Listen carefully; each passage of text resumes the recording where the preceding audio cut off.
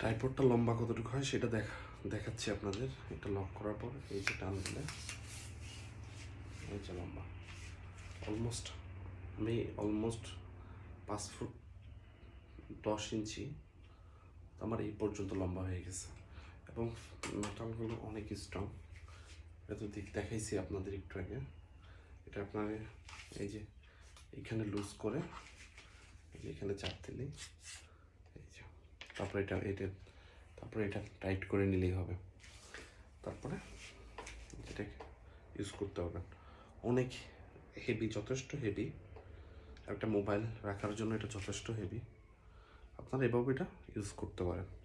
আবার যখনই করবেন এটা একটু লুজ করে হালকা একটু চাপ দিলে লেগে যাবে, এরকম লেগে যাবে। তারপরে এই যে এইভাবে ইউজ করতে পারবেন ভিডিও করার জন্য, যথেষ্ট এনাফ।